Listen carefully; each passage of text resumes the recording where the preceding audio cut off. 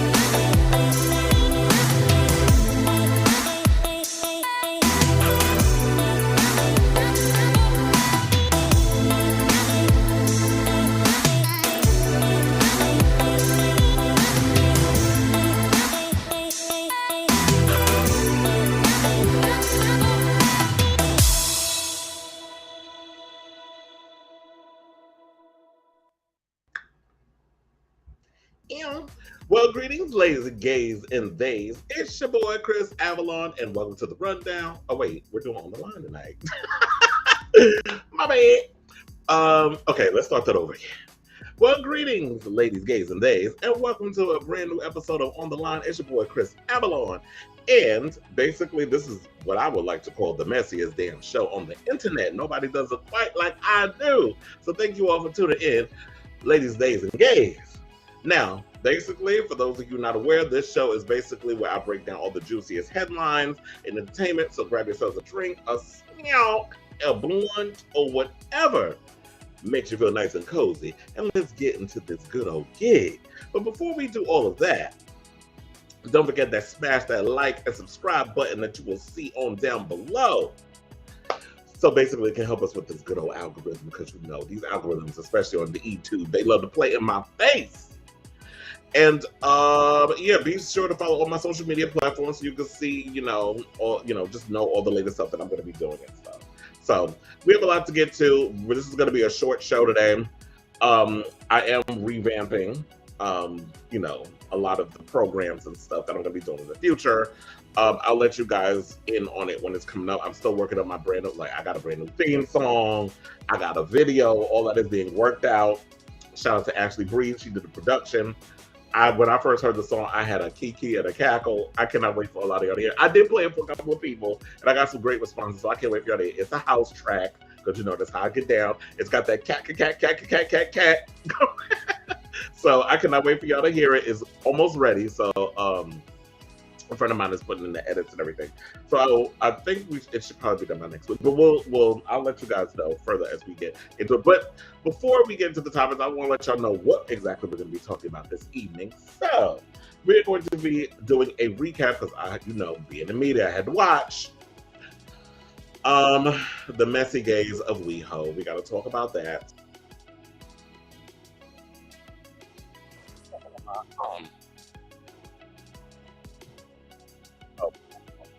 Anyway,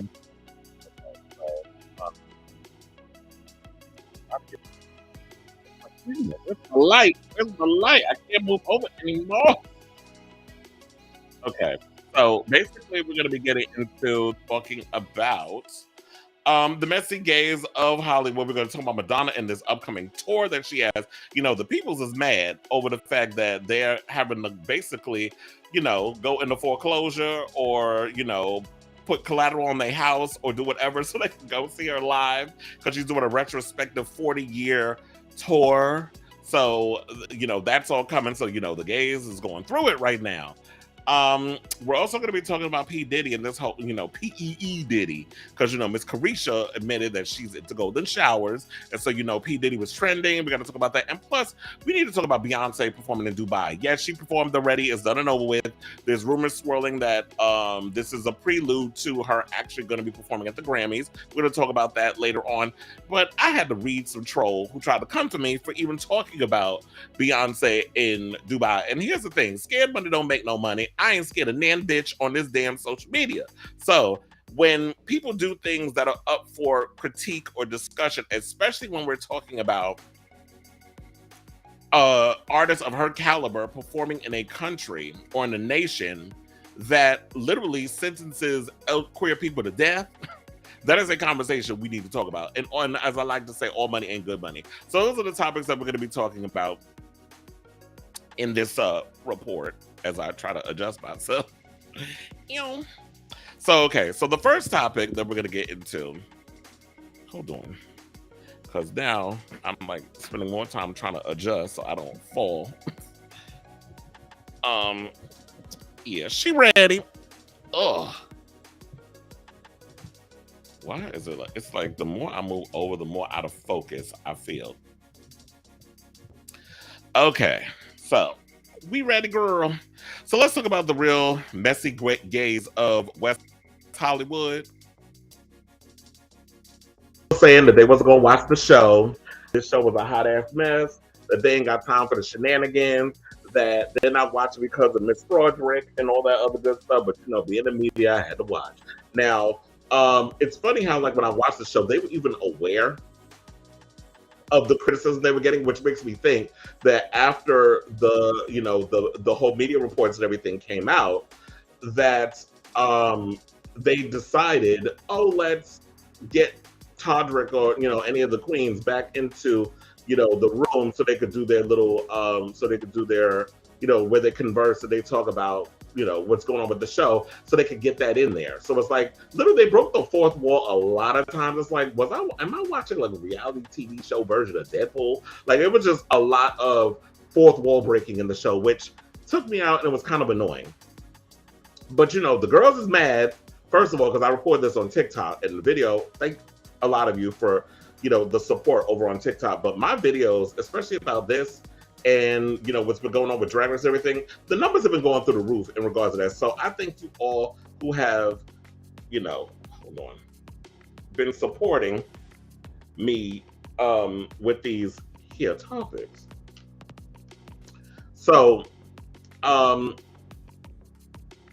those of you who are not familiar with the show was 6 gay socialites, is whatever, as they navigate through West Hollywood, a place where, you know, some people said they're not even from. They ain't never seen none of these people before. They don't migrate in West Hollywood. When I lived in LA, I actually lived in Silver Lake. Oh yeah, I did come up with the phrase "watch it and chop it," so I'm going to let you know whether or not you should watch the show or chop the show. But when I lived in Silver Lake, which is basically like, if I could estimate, 20 minutes outside of West Hollywood, and I worked in Silver City, and Silver City is literally outside of Beverly Hills. So it's like you have Silver Lake, and then I remember you have like it kind of goes into West Hollywood, and then once you get out of West Hollywood, it goes into Beverly Hills, which then goes into Century City. So it's like literally like you're skipping through. But anyway, we'll get to the clips in a minute, but I just want to set it up. So basically, who was a former star of the Rachel Zoe Project turned solo stylist and Real Housewife impersonator. Shout out to the Daily Beats with this shade, child. Curtis Hamilton, a semi-closeted actor whose biggest credit to date is 4 episodes of Insecure. And shout out for him for getting Issa Rae to make an appearance on here. Dorian Renard, who's the CEO and founder of Butter Skin. Todrick Hall, choreographer and internet menace. Joey Zarzig, an influencer who sounds like he has milk trapped in his lungs. His voice did irritate me. And finally, James Vaughn, the husband of the more famous Mean Girls star Jonathan Bennett. And now here's the thing. I felt like it was shade. They were the production. Y'all are shady. Because, first of all, you had cast members who didn't even want to admit to the fact that they wanted to be on it. They were like, oh, I was initially against doing the show.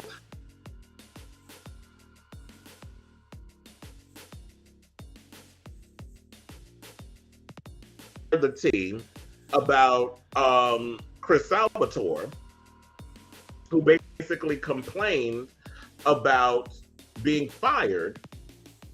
Well, he wasn't complaining. He revealed that he was fired because they found out that he had an OnlyFans, and he said 3 of the cast members opted not to film with him. Now, if I had a theory, because we're gonna bring that up. Actually, one of the clips is when some people on Watch What Happens Live actually asked him about Brad Goreski, because he was on Watch What Happens Live with Andy Cohen, and I think he was on there because association. It was the Rachel Zoe project. He had that show, It's a Brad World, that lasted 2 seasons. Yeah, he's still with the husband that wrote on Will and Grace. So he was on there, and I met Brad Goreski like when I did the red carpet for the RuPaul's Drag Race season 15 premiere. So he was there in the little pink suit. Y'all seen the pictures when we did the last show. I showed y'all the red carpet photos. Project did not hang out with the cast, even though they were all like trying to act like they're one big happy family, blah blah blah. But he was the only one that didn't show up. Dorian wasn't even there, and I told y'all that he didn't even show up to the red carpet. He didn't show up to promote the show. He was talking a lot of shit about the show. Now, the thing is, the show watchable? The show is a mess. And here's the thing. I know a lot of people say, here's another thing too. Brad in the beginning was basically with a voiceover saying that the show is breaking new ground. Now, they didn't really go further and elaborate on what ground are you actually breaking? Because y'all really didn't break no ground. I was like I did a whole TikTok that y'all ran. But before y'all even existed, there was a show called The A-List. The A-List New York. The A-List, and then there was one in, I think, what was it, in Texas? Austin, Texas? So you are not the first show to break anything. I mean, yeah, y'all was on MTV, but y'all weren't the first show to break like ground in regards of gay reality shows. And quiet as it's kept, I cannot reiterate this enough. There are so many, like I remember I was talking earlier, I think Robert said this, who's in the comments, by the way. He said that nobody wants to see a show about gay men in this type of habitat. And I was like, I disagree. I do think that there is an audience for it, but it needs to be authentic. It needs to feel like people who are actually doing stuff. And to me, the only people on this show that had real shit to talk about that I could relate to was Dorian, who when he went to Joey's, he is so annoying. I feel like everybody's sitting there and talking about Todrick is the annoying one and nobody likes him. To me, Todrick is tame compared to Joey, who definitely needs all the attention. First of all, he's not a household name. He's somebody, he got all these followers. I ain't never heard of him. And I don't know anybody who's heard of him. So just because you took a couple of pictures with Kylie Jenner don't make you, Beyonce. But go on, sis. I do think there's an audience out there for this type of show. We've seen it time and time again. If you go on YouTube, I keep talking about the Chasing Atlanta, the Chasing LA's, the Chasing Reality. That's the whole, Chasing Reality is the whole brand. Then you have the Come Up. Then you have all these other reality shows that are going on that's on YouTube. I was like, if they put the money into giving a Karan Wilson or any of these other people the opportunity to promote their stuff, then I feel like giving these people a platform, the people would watch. They're already getting those big numbers on YouTube. So why aren't you giving them a leg up instead of putting people who are already known in some sort of way? And the ultimate shade that I want to get to is how y'all brought up, oh my God, what's his name? James, who's married to Jonathan Bennett from Mean Girls. I actually saw James and Jonathan a couple of years ago when I was living in LA. They were at Hamburger Mary's. Sonique was performing, Soki Ganache was there and performing, and I remember they were up in one of the booths, watching the show, and I was on the other side with a friend of mine who was working the event, because he was doing the photography and all that stuff. So I was there, and I saw them, and this is before they got married. So I was aware of James, and yeah, I used to hang out in and I was gonna thank you for reminding me of that. Men of West Hollywood from Crackle. Now, if y'all want to talk about West Hollywood people, the people on that show are from West Hollywood. I'm aware of Murray Swanby. He definitely flows in the circles of Hollywood. Nick Mask, who y'all love, he does photo shoots and he's done a lot of the drag queens from Drag Race. He's done a lot of their music videos and stuff, and he has little OnlyFans, whatever the case is. So yeah, a lot of the people that was on that show, I was aware of. Like, I used to see them all the time in West Hollywood. I would see them in Beverly Hills. I would see them in Silver Lake. Like, a lot of those circles within that area. Yes, they are about that situation. I don't know why they weren't incorporated in the show. And to me, why didn't you incorporate OnlyFans models, the whole gatekeeping that's going on in our community in regards of trying to keep LGBT people of a certain situation, giving them a platform. I don't like that gatekeeping shit. Like, it's very, Hollywood A-list. Like, oh, we want stylists and choreographers and social media influencers and people who own, makeup and hair lines, like all the gay stereotypes. Those are the only ones y'all want to give a platform to. But you don't want to incorporate OnlyFans porn stars or porn stars. Look, I just admitted today.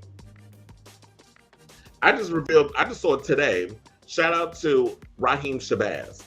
Because someone said he should have been on the show. I was like, they're not gonna allow it. If they didn't let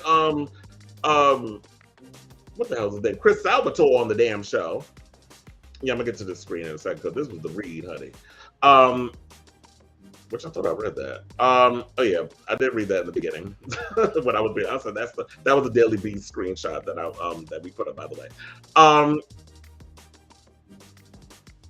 What was I gonna say? Oh, so I was like, if they're not gonna allow Chris Salvatore to be on the show because he has the OnlyFans, and we know him because he's a singer and he also was on the Eating Out movies, then what makes you think they're gonna let Raheem Shabazz be up on there and upstate him? He's actually doing some shit. Unlike some of these other girls. I mean, yeah, he's about, I'm dressed as Demi Moore. When the last time you've seen Demi Moore in anything? You still dressing her. But shout out to, Brad. He's doing his thing. He's over there on, Drag Race Canada being annoying.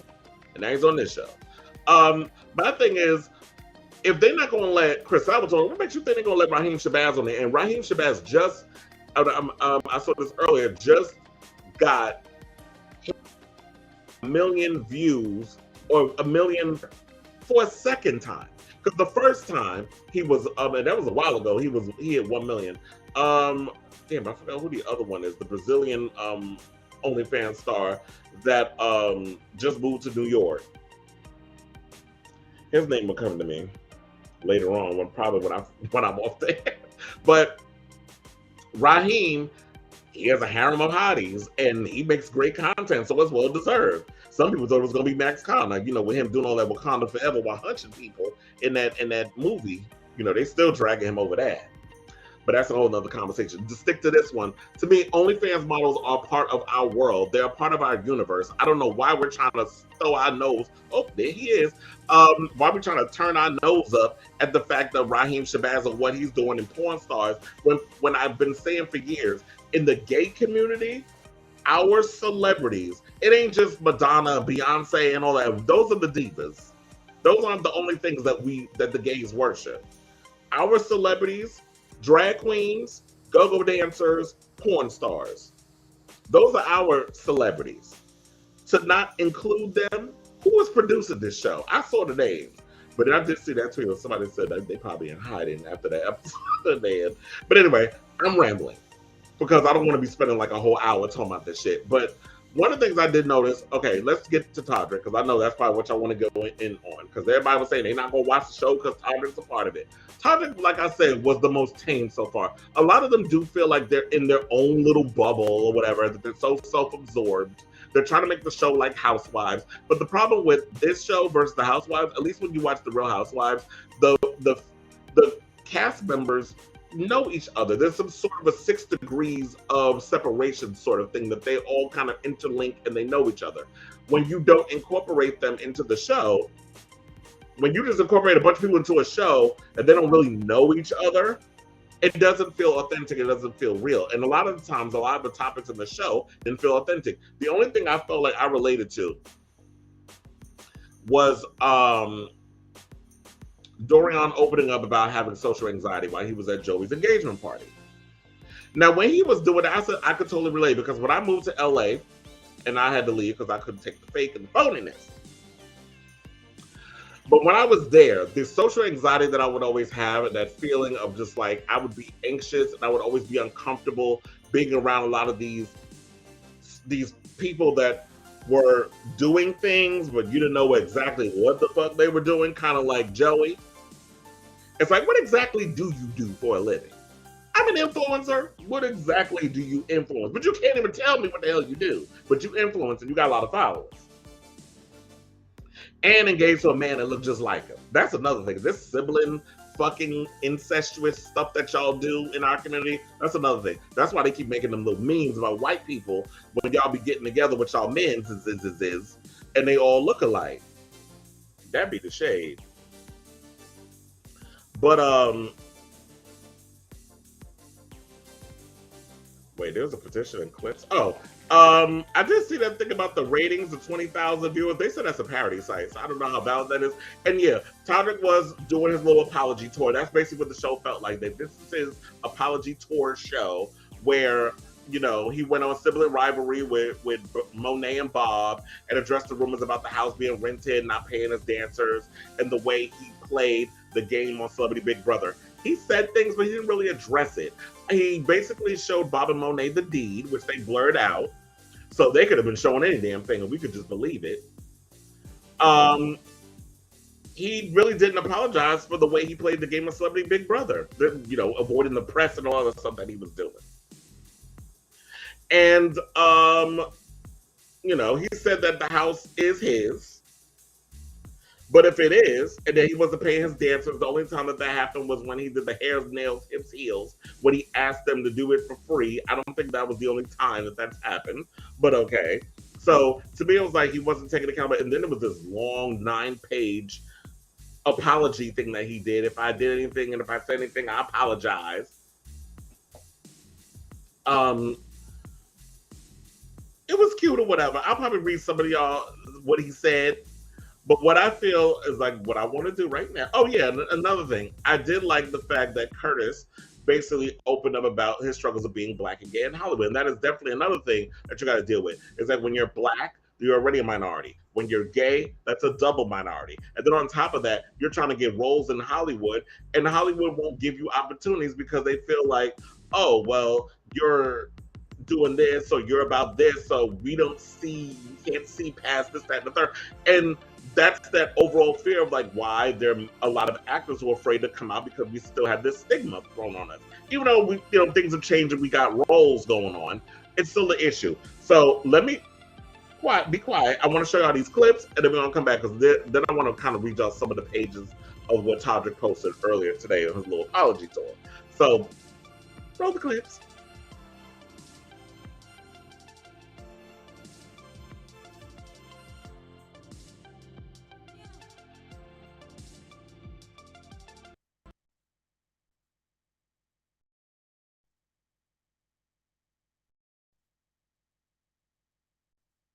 Drag Race fans create change.org petition to cancel Real Friends of WeHo.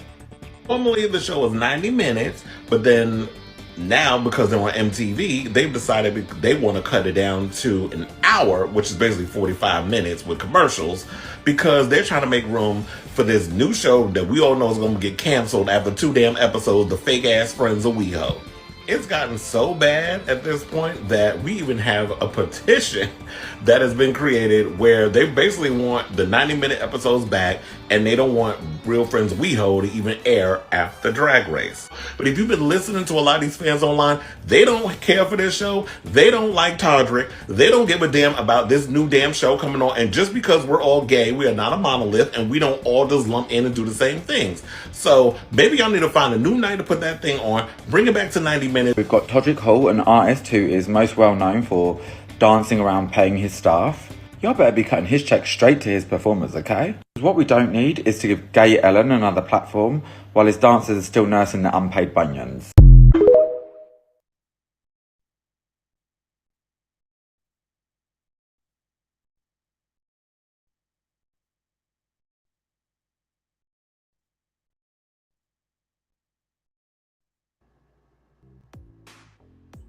Oh, we're gonna go into that clip immediately. And he said "gay Ellen." I had a cackle when I heard that.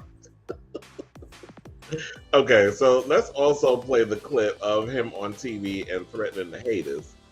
I think I did see this one recently, or that might be the one I sent earlier. But yeah, let's roll that one too. Really speak up about these allegations and try and clear your name when it comes to this show. I don't really have any intentions of trying to clear my name. I just think that I haven't really been given a platform very many times to speak about it. He has already canceled all of his interviews and has not spoken since he left the house. Ooh, girl. Todrick Hall canceled all his Celebrity Big Brother interviews after he lost. That same day, Todrick changed his story. You say that your role on this show is kind of standing out from everyone else's. I think that I came into this ensemble with the most controversy, and I think that I had things to prove to myself, things to prove to my castmates. Who cares?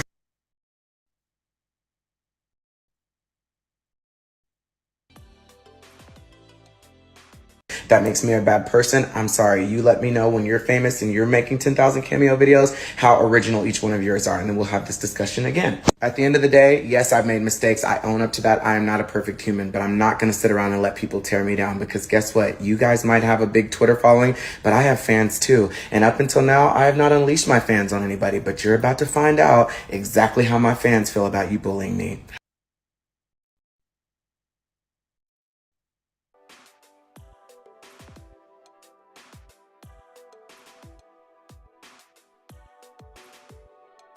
That's on here that people, they were going in. Like, the critics was brutal. And yeah, for the most part, I don't know. Oh, and I spoke to a friend of mine who was out in LA, who was working on the West Hollywood bars. He told me that the posts got the hate tweets got so bad that they had to turn off the notifications. And this was on Twitter. So the people are hating this show. I don't know. Look, I don't know if it's this Todrick, whatever. I would like to know. Let me know in the comments if y'all did watch. I want to know also out in LA, for those of you who live in West Hollywood, wherever, the bars. I want to know if you were out watching any of the shows if you were watching Drag Race at any of the bars. Let me know if the bars turned the TV off, excuse me, after Drag Race is over,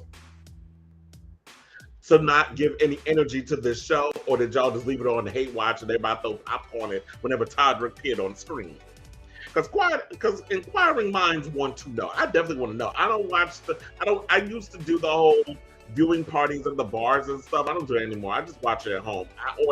I got rid of my cable. It was too damn expensive.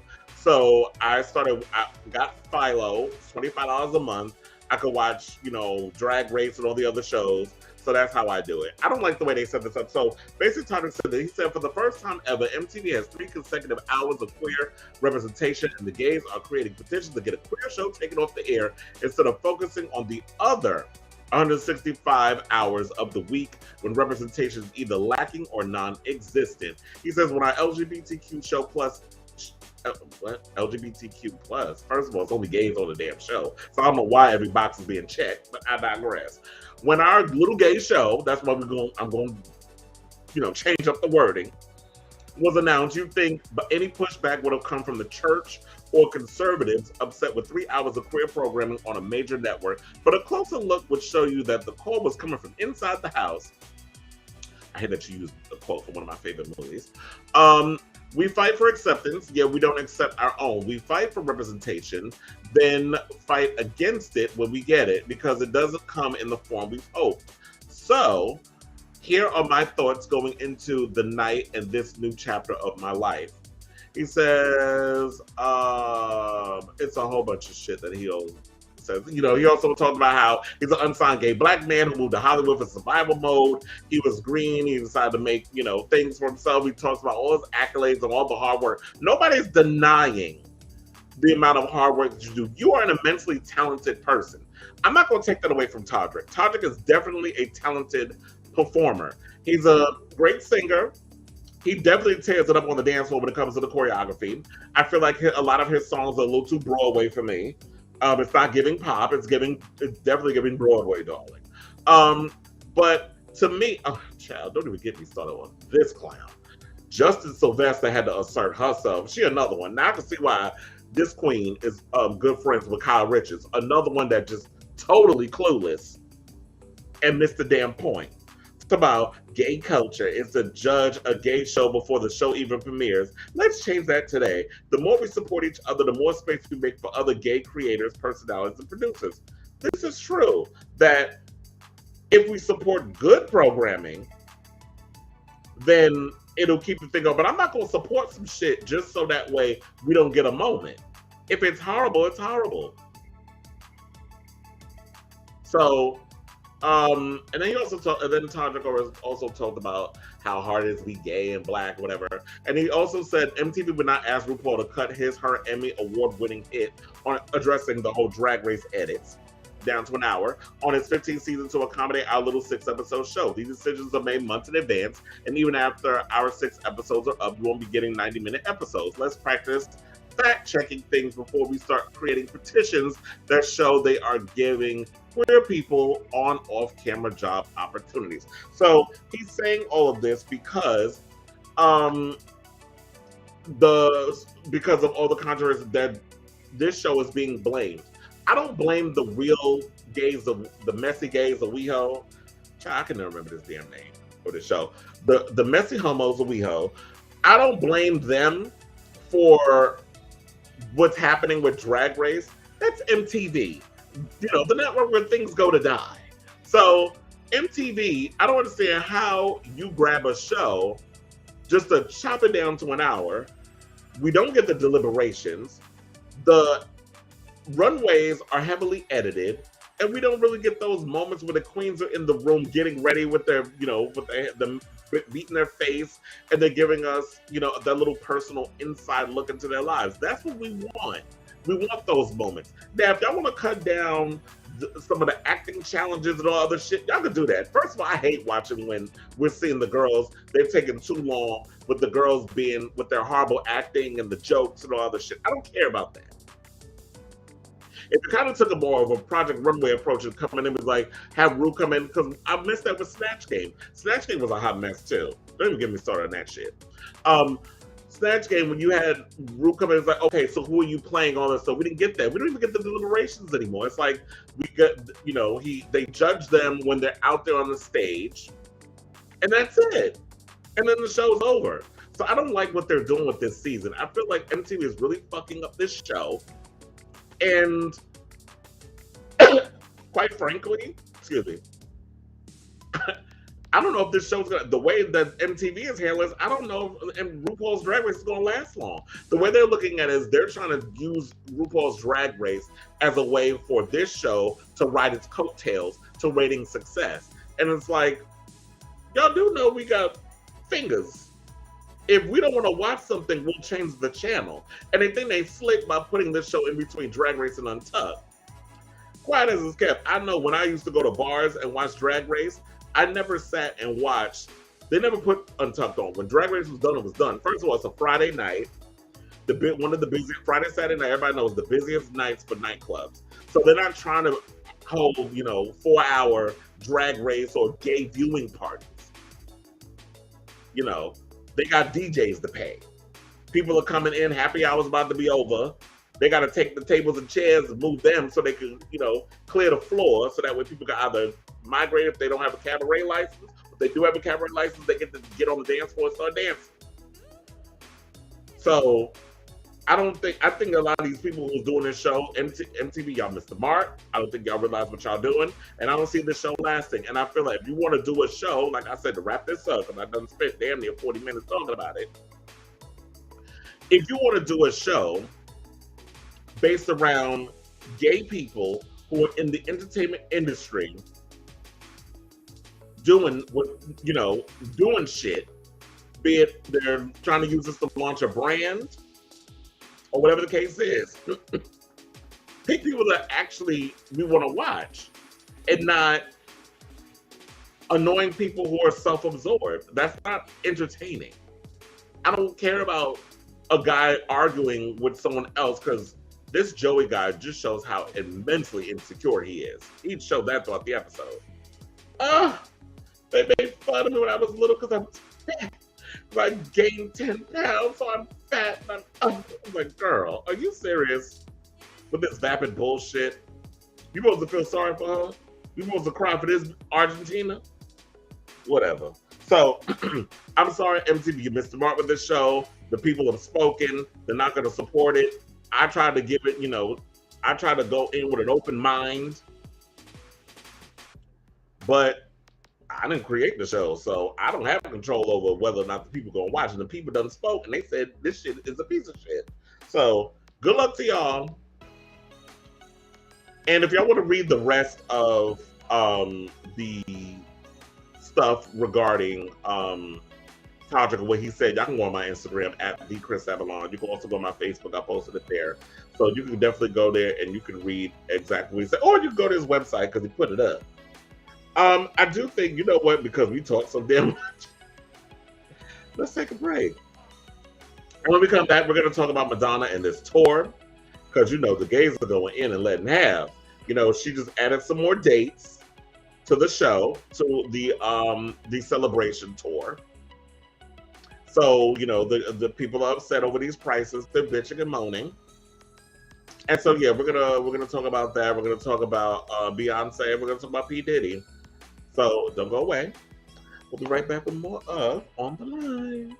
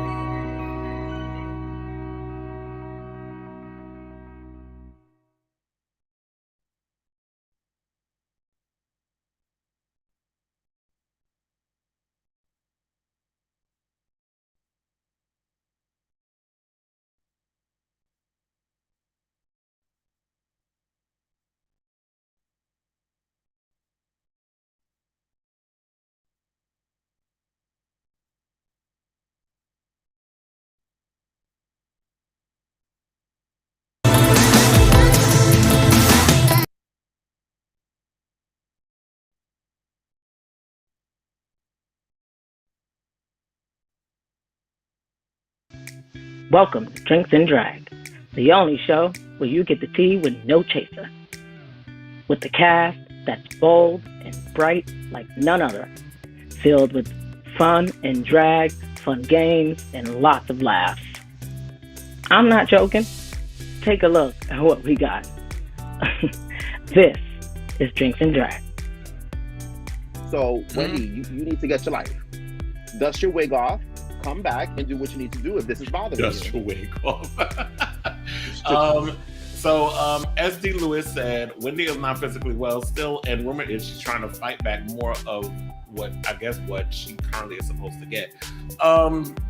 Look, I don't know. Honestly, whenever we have these conversations about Wendy, it's I don't even know what to think anymore. And I've said this many times when I've had comments, when I've been posting things about Wendy and stuff on my Facebook, and then people are in the comments, oh, I'm waiting to hear from her now. And I'm like, you're not going to, because Wendy has always been the person that will tell everybody's business and get paid lovely for it, but won't talk about her own shit whenever she becomes the hot topic. And it's you cannot I feel like that's such a Remy move. Remy's like, how dare you? Who are you? No, wait, no. Sorry. there was a topic that came out because we didn't do a show last week because we did the Valentine's episode, and Lindsay was like, "Oh, I."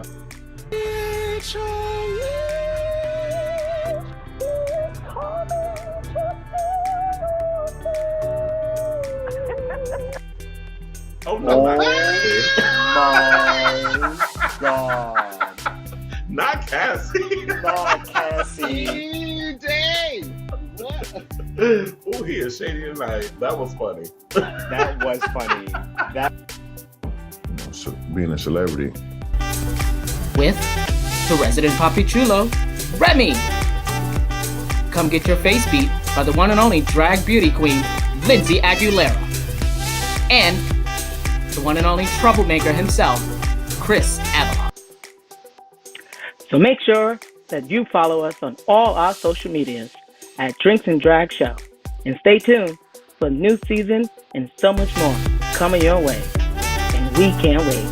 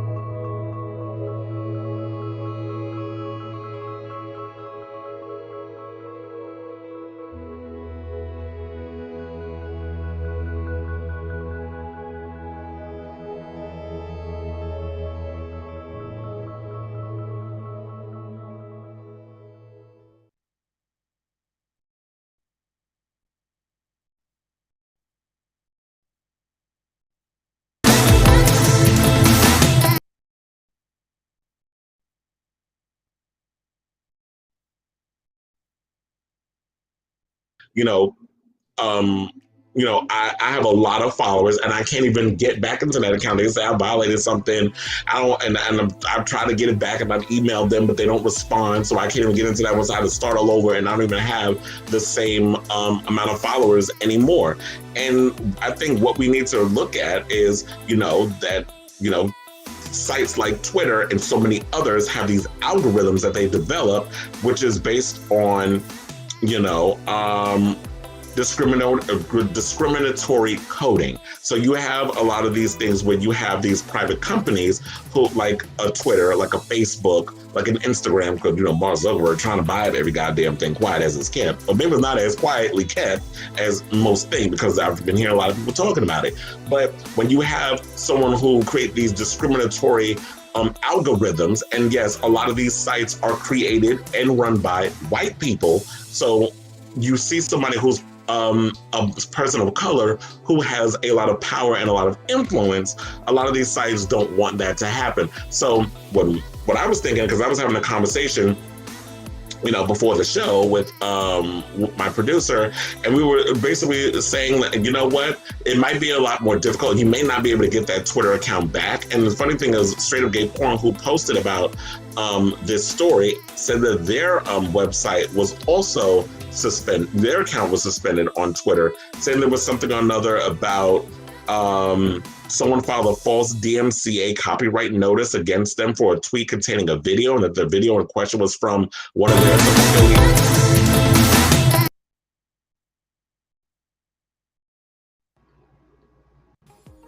And you see how we've come full circle? How eons ago, that was back when I lived in Brooklyn when I did that show. How far we've come? That was like 2 years ago. Well, it was a lot smaller then too. Ooh, I need to get back to that figure. I'm a little meatier now. I like my little thickness on there. But but yeah, it's like we've come a long way with that, because it was funny enough. About 2 years ago is when we reported the story about Raheem had hit 1 million and he was cut down. Like his account was suspended and he started over, and look, he hit 1 million again.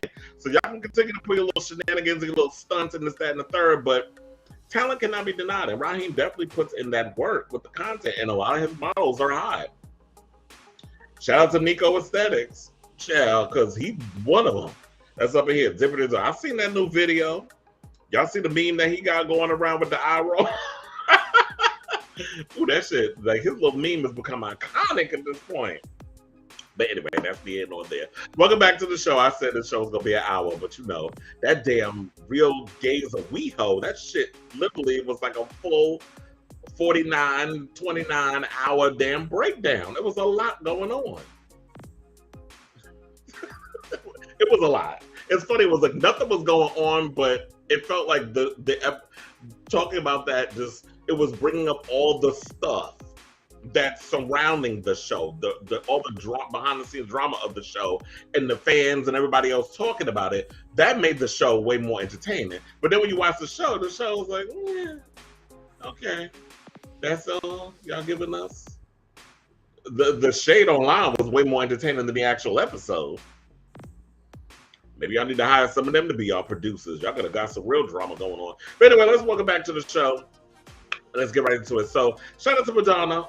I did do videos earlier in the week. You can check my TikTok at Chris Avalon, where I talked about Madonna and this whole, thing with her and going on tour. You know, the rumors were swirling for a while. I did report that, she had scrubbed her Instagram clean. People were trying to debunk what I was saying about that, and I'm like, it's a tactic a lot of celebrities do. Beyonce did it for Renaissance. J-Lo did it for This Is Me Now, and Madonna did it for her upcoming tour. Yeah, she's not putting out music, she's going on tour, and she's doing a retrospective tour, and I think this is something that the fans have wanted from her. They wanted a full-fledged tour where she's doing the hits. Madonna has never done a tour, as long as I've been alive, where she's doing her greatest, like a tour full of her hits. It's always been, I'm going to throw a couple of hits in there, sprinkle them around here and there to keep the fans a little bit satisfied. It's sort of like a give and take, which she would do with her team, I guess. Because I remember she did say a story that her management has always been getting on her about, girl, you need to do more hits. And there's a compromise there. So it's like, I'm going to do some of the hits. I'm going to sprinkle like a version of these other ones here and there. But also, I'm going to basically just do a lot of the tracks that are on this latest album that I'm promoting. So you're going to get like 5 of her greatest hits, and you're going to get the full Hard Candy out. Or the closest I feel like what she's come to in regards of her, greatest hits, I think was the Reinvention Tour. She performed more of her hits on that one than she did any of her original stuff. But anyway, let's get to this story here. So, they're saying that she's added 23 more dates to the 37 already announced for her highly anticipated The Celebration Tour. Now, according to Billboard, only a handful of tickets are still available. The tour is 98% sold out after fans bought up 600,000 tickets in a matter of hours to see Madonna's retrospective run in North America and Europe. Now, additional shows were added today, I believe as in yesterday, in Los Angeles, Montreal, Boston, and beyond to meet the demand. Now, one of them is she's added 4 national. At first, she was only doing 2 dates in New York. Now it's up to 4.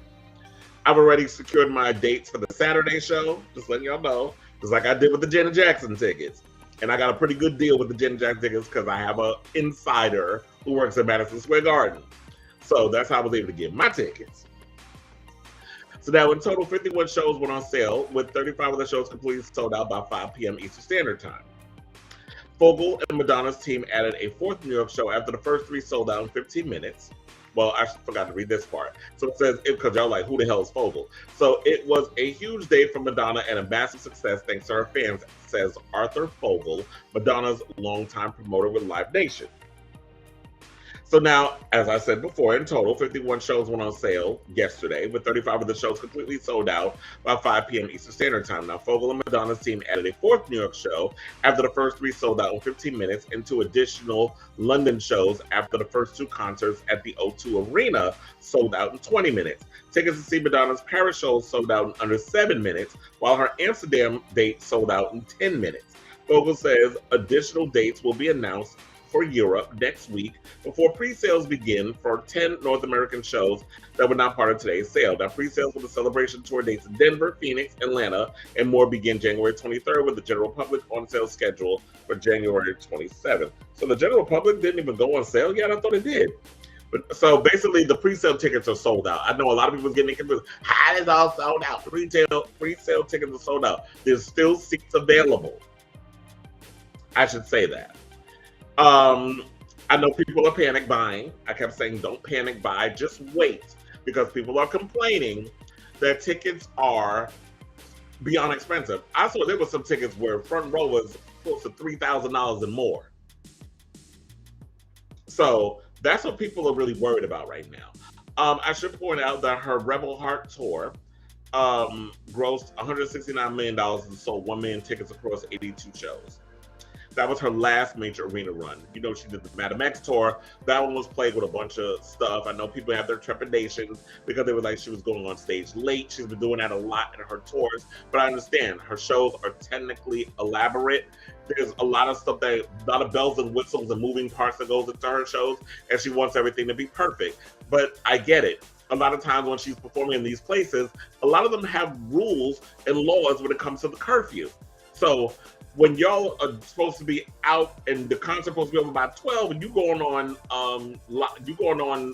stage to perform at 10:30 at night and your show was 2 hours, how the hell are you doing a 2-hour show going on live, live on stage at 10:30 when the curfew in certain places is at midnight? You either pay that fine or whatever. People are stranded. And a whole bunch of things. So there was a lot going on. Plus, she had the hip replacement surgery because she was injured, when she was doing the Madam X thing. There was a lot that was going on. But a lot of people are upset because they feel like these tickets are too high. They feel like Madonna's taking advantage of her fans. And she knows that she's in high demand. And for them to try to price gouge the fans, people feel it's unfair. Look, I've heard from many people who have gone to a Madonna concert and said that this has been going on for years. And we already know the drama with Ticketmaster because Taylor Swift was dealing with it. And she got in their ass about some stuff. And they're trying to work out the kinks with that. Now Madonna's under fire with it. So I keep telling people, wait, don't panic buy. Because now you're sitting up here panicking because, oh my God, tickets are so expensive, I can't get a ticket out. But I'm like, the 27th, you'll be able to purchase a ticket. The general public. And I heard some people got tickets. They said they paid $200. I don't know if it's a nosebleed. There's some people that said they got 4 seats for that price.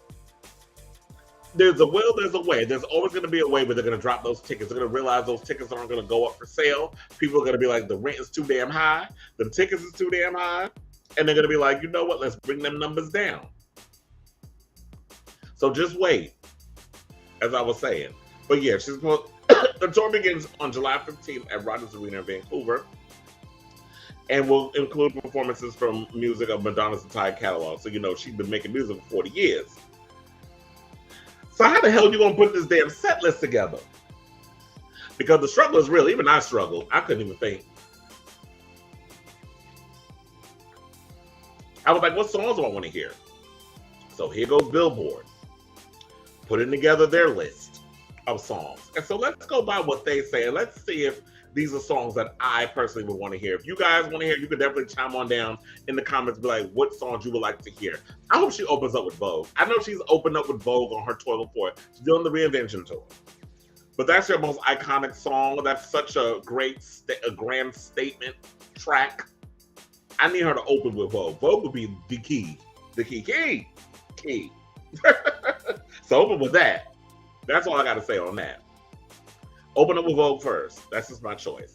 Now, the choices that Billboard have chosen for songs, Everybody, Borderline, Angel, Material Girl, and they also will say that they could mix Material Girl with the Source of Material Girl. Like, they could do that mix. So far, I haven't objected, so if I'm reading on, those are the songs I want to hear. Material Girl / Material Girl, Frozen, Bedtime Story. I like Bedtime Story, but I don't know how they would fit that into a show. Unless they do like some trip hoppy, very ethereal type of section of the show. So then they can incorporate kind of like the music of not Confessions, because Confessions is more a beat, but they can do sort of like, the Bedtime Story and the Frozen and all that stuff, like that whole down, because it was very much, that was more of an ethereal, very earthy, very, the trip hop that Massive Attack and Tricky and Bjork and that whole vibe Everything But the Girl, who's got a new album coming out. I cannot wait for their new album to come out. For 25 years since they released the record, so I'm excited for them. So it's like that whole vibe where it's like very much the UK was very influential in that sort of hip hop, but more of an electronic vibe. So if y'all want to do that, I could definitely see that kind of thing interlinking. Take a Bow, I would definitely love to hear that song. Open Your Heart, I love that song. Gambler, I have not heard that song in a million years. I would definitely love to see her perform that. Don't Cry For Me, Argentina, the Miami mix. Now, she did perform that song on the, oh my God, which tour was it? The Sticky and the Sweet tour. She performed Don't Cry For Me, Argentina. I don't know if I want to hear, if they can find a way to incorporate it in the show, then I'm here for it. But I don't know, I don't see that. La Isla Bonita. Now, Madonna has performed this song at every damn tour she's done. Do we need to hear it again? If she can find another way to remix it, yes, because I do. That is like one of my favorite songs. Deeper and Deeper, she did perform that during the Rebel Heart tour. I definitely want to hear that. So that's like one of my favorite songs. Now I was thinking like when you do that song, if you want to do like some sort of a housey track, I would like for her to kind of do like I was saying with Vogue and what was it? There was something Deeper and Deeper, and also I Don't Search, I Find, because it has kind of that whole pop house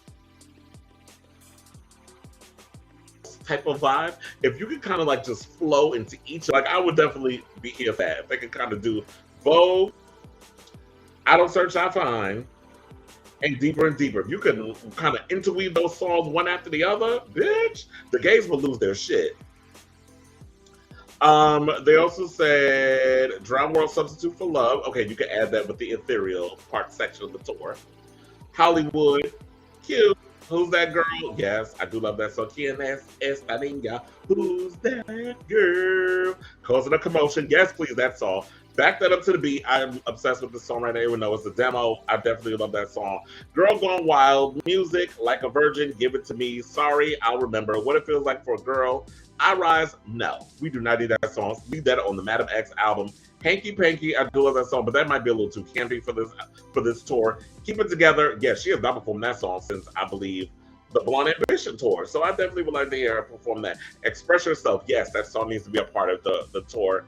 Erotica, Hung Up, Rescue Me, Living for Love, Like a Prayer, Celebration, Holiday, Into the Groove. They even added Bitch I'm Madonna. No, we don't need Bitch I'm Madonna. We know she's Madonna, so we don't need that. So those are all their songs. I don't know how they're gonna put this whole tour together. She has 40 years of music. How are you going to put this tour together? I have no idea.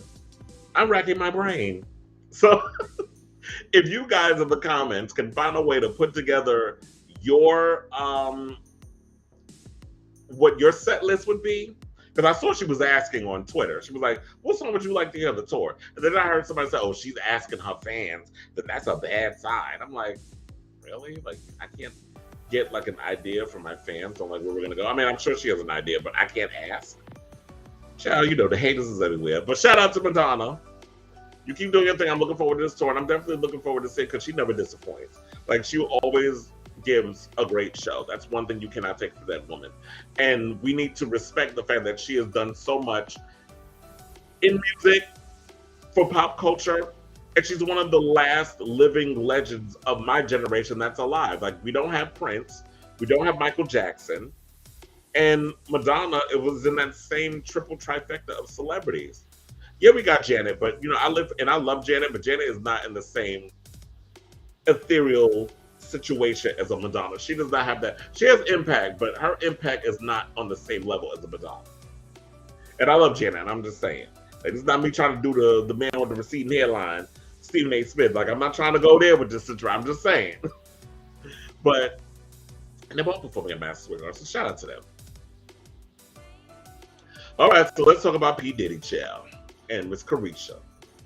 So on the latest episode of Carisha Please, host Young Miami spills some very candid tea about her sex life, and it involves golden showers. Now on Thursday, Young Miami aired the latest episode of a Carisha Please podcast with guest Trina. Now during the Pause Drinking Game segment, one of the segment questions asked, is the women were fans of golden showers, the nickname for urinating on someone as a sexual act. And Young Miami says, I do, and this is what she admitted at the 147.57 mark of the podcast. Golden showers, Trina question, meaning when the guy pees on you everywhere, you like it? I just like it. Young Miami doubled down. I don't know. It just do something to me.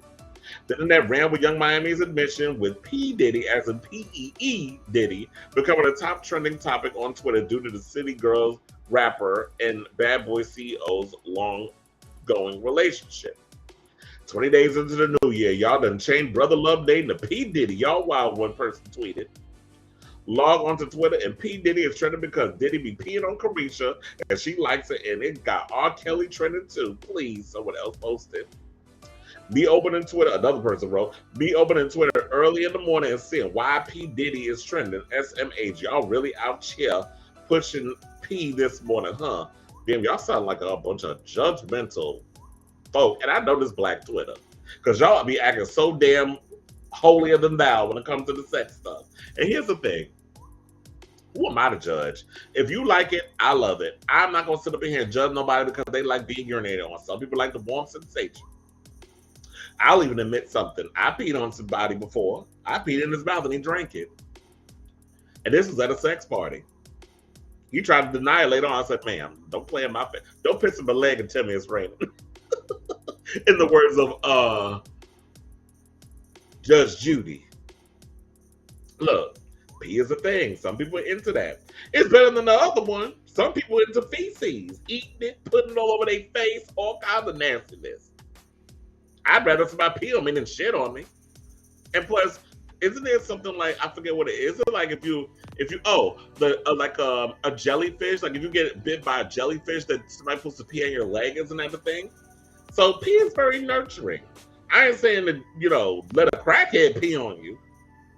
Or, somebody with a meth addiction. Like if you diseased, then don't pee on me. But then again, some people are like, well, how would you know if anybody has got an STI, whatever the case is, they pee on you, it's a problem. I mean, how would you know? Look, didn't they say pee is healthy?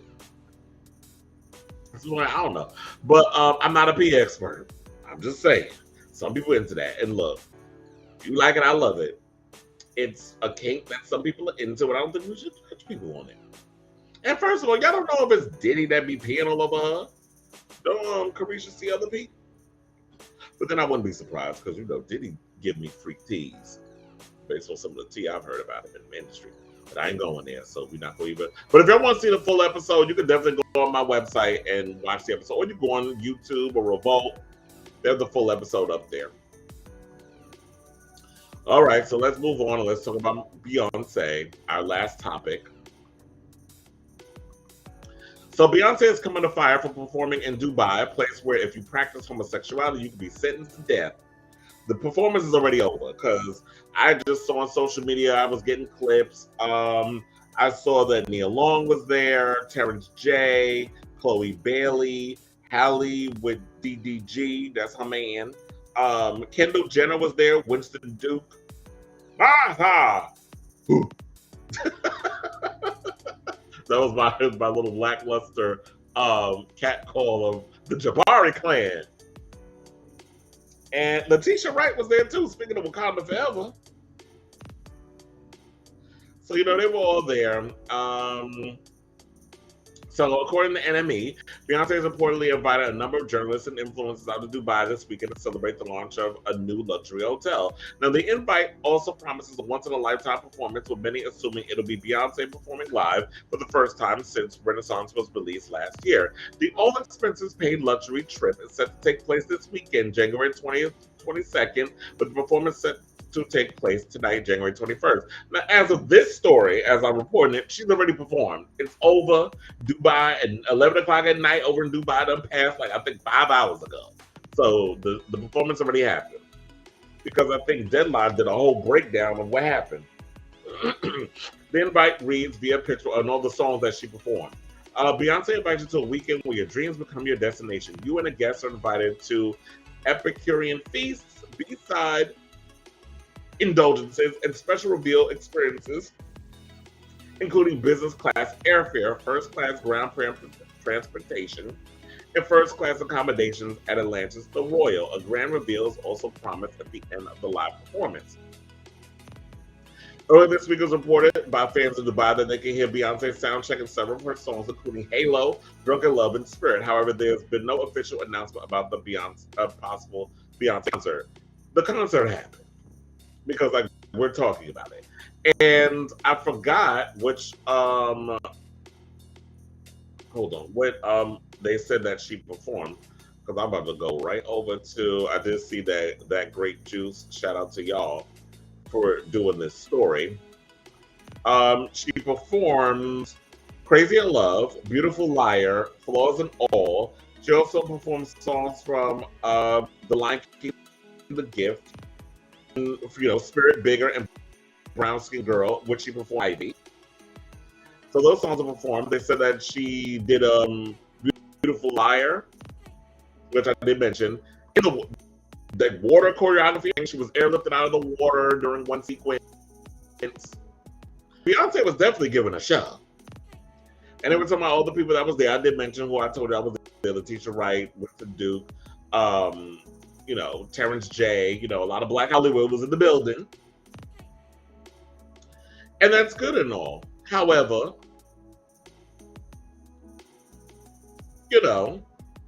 the fans are unhappy about her promoting Dubai and the United Arab Emirates, considering homosexuality remains a crime punishable by death in the country. There is nothing iconic about Beyonce getting paid an ungodly amount of money, $24 million, in case I didn't mention that, by the way, to promote a country that is so brazenly anti-human rights, one fan wrote on Reddit. Beyonce performing these Rennie songs, supposed celebrations of Black queer culture for the first time to an exclusive crowd of billionaires in Dubai, is incredibly annoying, said another fan on Twitter. Beyonce doing a paid-for press tour in Dubai doesn't sit well with me, especially with the influences from Renaissance being queer ballroom culture. It's illegal and a death sentence to be gay in Dubai, wrote a third person. However, some fans point out that Beyonce is reportedly working with I Am Entertainment, a live event-focused organization founded and run by Middle Eastern women for the show. Virgo's Grooviest wrote, "Why aren't y'all talking about how Beyonce's Dubai performance is in collaboration with I Am Entertainment, which is a live event-focused organization founded and run by Middle Eastern women?" That's great that she's working with women in Dubai. But what the fuck does that have to do with the price of tea in China? I'm not really familiar with, I know of the way women are treated in Muslim countries, but I don't want to step out of line and say the wrong thing, so I'm not going to stay on that. However, I'm going by the situation of that if you are LGBT and in Dubai or in a place where, a Muslim country or continent, whatever the hell you call it, it's punishable by death. There are people that are stoned, people who are hung because of they're part of the LGBTQ community. Even in 2019, Nicki Minaj canceled a concert in Saudi Arabia following backlash, saying, "I believe it is important for me to make clear my support for the rights of women, the LGBTQ community, and freedom of expression." Elsewhere, the recent Qatar FIFA World Cup 2023 saw the likes of Dula Peep, George Lissette, and sports team criticized the country's various human rights violations. And let's not forget that Mel C, Sporty Spice, recently turned down a New Year's Eve performance in, I believe it was Dubai or Qatar. I think it was Qatar, when she was asked to perform, and she turned it down because of their anti-gay stance. So it's about human rights. And my thing is this: all money ain't good money. And just because, and then I had somebody who was talking about, oh, well, you don't know what she's going to use the money for, and how dare you speak on this, and you're not on her money bracket. I'm like, what? So just because I'm not out here pouring myself out for $24 million, and because I'm not an artist in the caliber of a Beyonce, I don't have a right to speak my opinion on something or ask a question in regards of, should a celebrity be up for critique? Which I agree. I don't think anybody is exempt from being criticized for certain decisions. that you're going to perform in a country that discriminates against LGBTQ people and women. And yes, this organization is run by women, but how are women treated in, Qatar? How are women treated in Saudi Arabia? How are, women treated in, what did we say that this whole situation was? I totally drew a blank. Dubai and the United Arab Emirates. How are women treated there? That's what I want to know. So if you live in the United Emirates, the United Arab Emirates, if you live in Dubai, I want to know how women and LGBT people are treated out there. And do you guys feel that who cares? Beyonce could do no wrong. She could do whatever she wants. Let her take the money, as if she ain't got enough between her and Jay-Z. They billionaires. You need more. You need $24 million added to that. You could have made your coin doing this damn Renaissance store. And the question really remains: are you going to use this $24 million against these visuals we still waiting on? Because we still waiting on the visuals. Like, what's going on with the rest of Renaissance Act 2? What's going on with that? So these are valid questions that we want to know. And I don't think it's a harm in asking. And I don't know why y'all trying to act like Beyonce is beyond reproach. Why do y'all think y'all act like she God? She's not. She's a human being like the rest of us. She may act like a damn robot, but she's a human being. We have a right to ask these questions. And they paid for all of that other stuff to come out there. But I always feel like if you don't stand for something, you'll fall for anything. Like, all money ain't good money. And just because somebody's offered you a whole bunch of damn money, don't necessarily mean you got to take it. What does Beyonce really stand for? We don't know. What is her actual stance on things? Like, you decided to go over to a country whose politics is all kinds of fucked up. So that's kind of making us think like, is just Beyonce just some blank canvas that'll just do anything for a check? Does she really have a morality, barometer? Does she stand for anything? Because that old line, if you don't stand for something, you'll fall for anything. I'm just curious. So these are genuine questions I want to ask, and I would like y'all to leave it down in the comments. Let me know what y'all think. So I don't want to keep rambling on about this, because I'm ready to go, child. So on that note, thank you all for watching. Tune in next week. We'll be back with a brand new show, a brand new everything. So thank you all for watching once again, and until next time, ciao, darlings.